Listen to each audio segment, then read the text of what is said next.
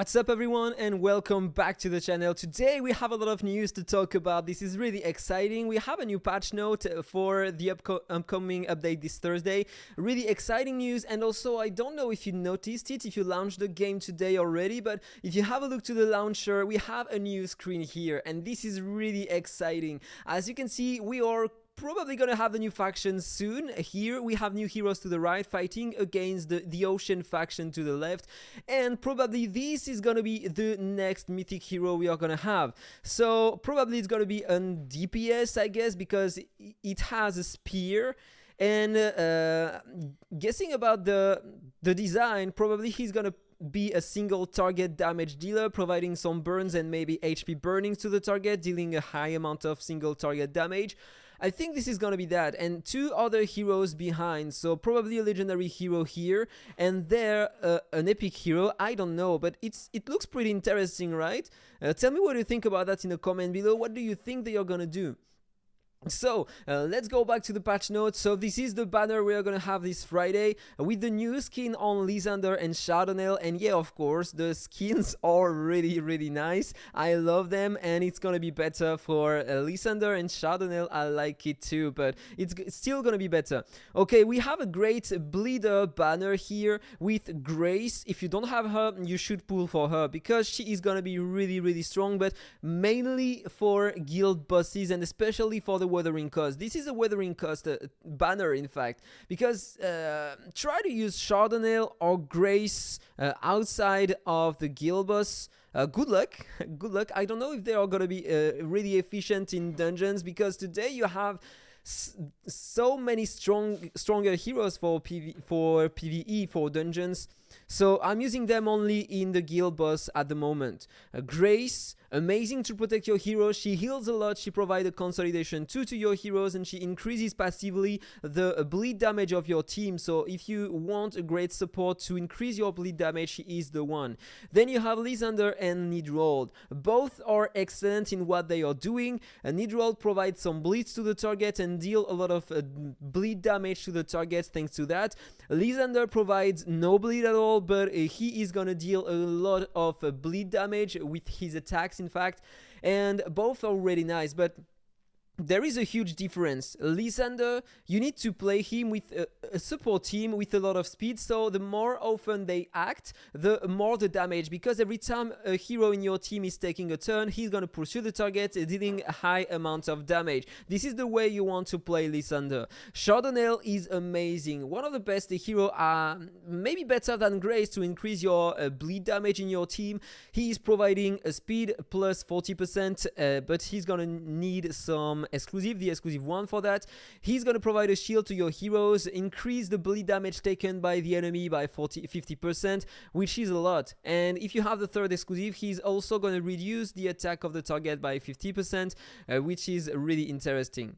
So Nidrold, you already know about him, and Elena, she is bad in the entire game outside of the faction Abyss. She is the best hero, best DPS for the Holy Light Parliament faction. So, in terms of epic hero, you have interesting ones. Inside you have Makin and Lomas. Holder and Reeves are not used today, they are already bad. Don't build them. Even if you are early game, don't build Holder, don't build Reeves. Lomas can help a lot in the faction Abyss and can do a lot of damage early game in PvP and also in PvE. But Makin is way better than the others. If you have Makin at the beginning of your journey on Infinite Magicraid, you should build him until exclusive 3, and also spend some epic highs if you are trying to get the 7 days challenge to get your Hezonja.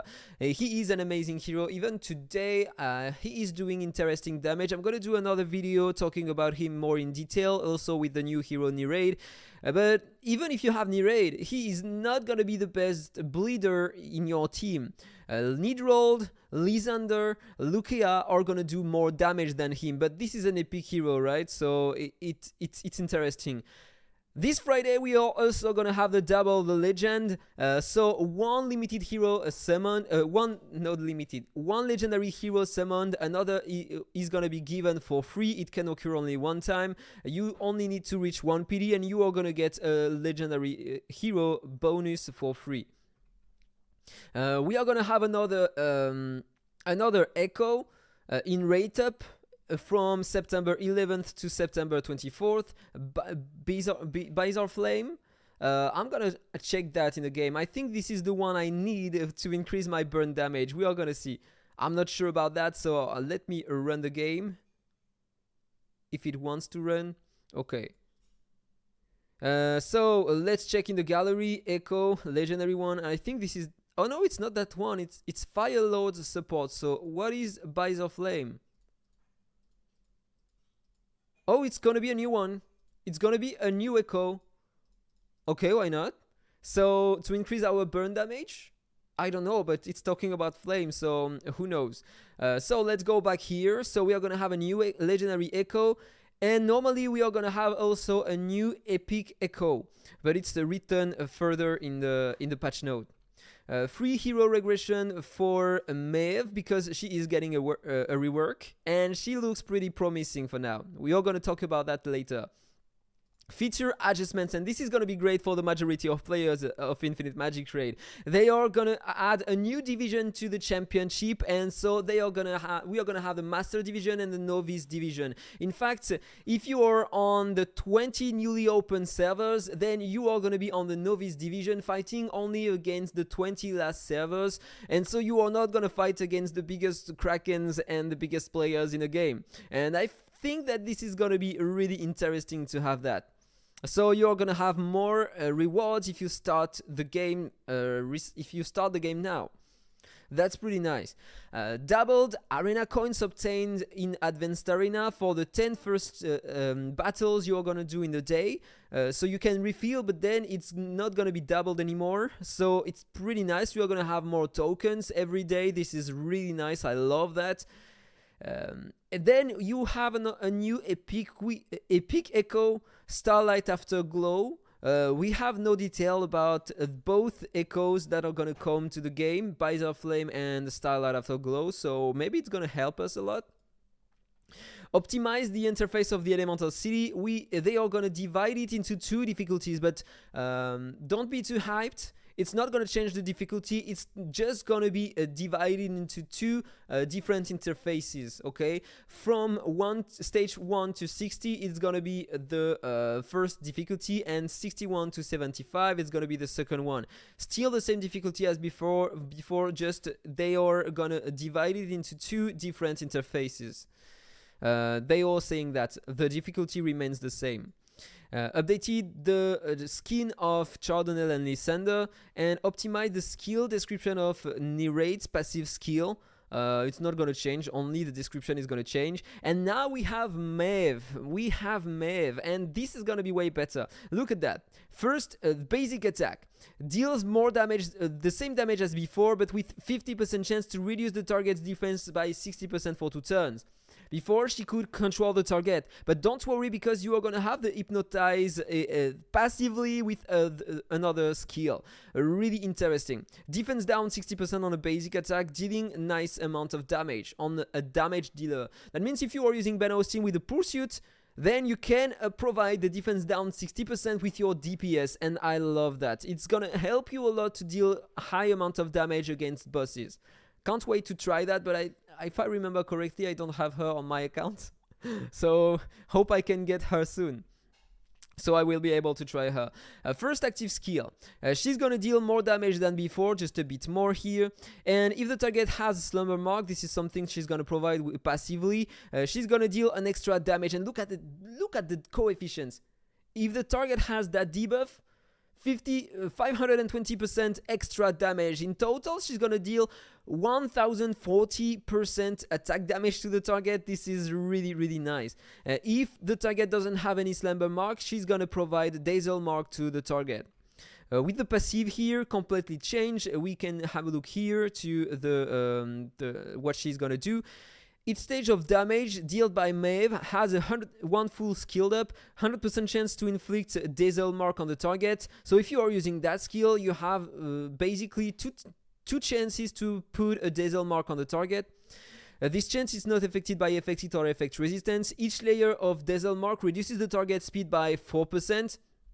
This is going to be another debuff than the previous one. This is not going to be the same, and maybe it's going to be considered as a speed down, and that time it won't reduce the speed of the boss as it was doing today. I don't know about that. We will have to try that, but in total you can stack up to 4 layers of Dazzle Mark, and once you are going to have 4 Dazzle Mark on the target, it's going to be converted into Slumber Mark. So this is what you need in order to deal more damage with the first active skill, and it's going to reduce the speed by 4% per mark, up to 16%, and if the target has a Slumber Mark on him, speed is reduced by 16%, and the owner is going to have 50% chance to be inflicted with Hypnotize at the end of his turn. It can happen only one time every 4 turns.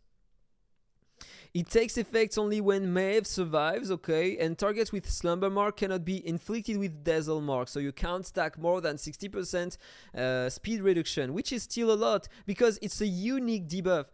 Imagine if you accumulate that with a speed down 40%, you are going to have a big advantage. I'm talking about dungeons. If you are targeting Efrit, for example, if you lower his speed by 40% with a debuff, and at that, you are going to have a lot of speed down on the boss, and probably he will never play. And it's interesting to play her against Efrit because she is a direct damage hero, and he is taking 200% more direct damage. So, ultimate here. She's gonna deal 3 stages of damage, a bit more damage than before, to a single enemy with 50% more piercing rate. This is the same as before. And before casting the skill, if the target is under control status or owns Slumber Mark, it's gonna increase the piercing rate to 85%. 85%. So you can't have the control on bosses, but probably you are gonna be able to put some Slumber Mark on the boss. 85% piercing rate. This is completely insane. Imagine 2 ways to increase that. If you have a maxed out shield smash aura, if you have a shield on her, she's gonna have 100% piercing rate, ignoring the entire defense on the boss. I don't know if you realize how powerful it is. This is completely broken. If you are using her with a high crit rate, crit damage and attack, she's gonna destroy the game. Probably she's gonna be the best damage dealer ever in the game for bosses.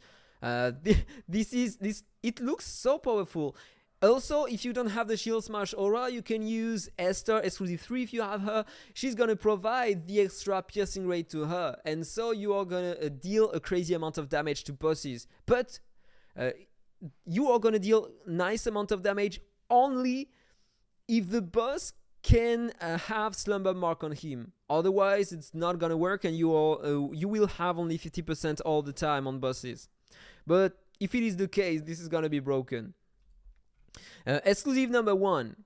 When any enemy dies, she's gonna cleanse all the control effects from self, refresh the cooldown of the first active skill, and get 1 turn immediately. And she is gonna increase her direct damage by 40% for the extra turn only. And this effect cannot be triggered within 2 turns. Pretty strong, right? Great first exclusive. Second one, at the beginning of Maeve's turn, if any enemy owns Slumber Mark, she gains Steal for 2 turns. This is nice. This is really nice. Also, because you have an Echo today, if you are stealth with one hero, you are going to have some damage bonuses. And so probably with that Echo, she's going to deal even more damage. And in PvP, it can be interesting if she is stealth. Enemies won't be able to target her. 2 turns, and her attack is going to be increased by 40% for 2 turns. So this is going to be a classic attack buff. And besides, enemies with Slumber Mark have an 80% chance to be inflicted with Hypnotize for 1 turn after acting every 3 turns. It's going to be reduced to 3 turns because before the exclusive 2, it was 4 turns here. Pretty nice, right? I love reading this kind of patch note, giving us a ton of new things to the game, and tell me what you think about that in the comment below. But there are many great things in the patch note here, and I'm probably gonna pull on the banner because I'm lacking some exclusives on some specific units inside, and also I'm always pulling on banners because when you pull on banners, you have some. We are gonna talk about that. Look at that. I'm going to the game. If we have a look to starting soon here on the banners, which goal? If you summon just a bit, get one legendary hero, you can get up to 2 scrolls. This is the best way to acquire some skill ups in the game, and so this is why I will always pull on banners just to reach that amount of points. And you also have the wish rebate on which you can get extra rewards and another skill up. So yeah, it's really important to pull on this kind of banner. Not too much, but enough in order to get the biggest rewards. So that was all for the video. I hope you enjoyed it. If it's the case, don't forget to like, comment, and subscribe. Have a nice day, and see you soon. Bye bye.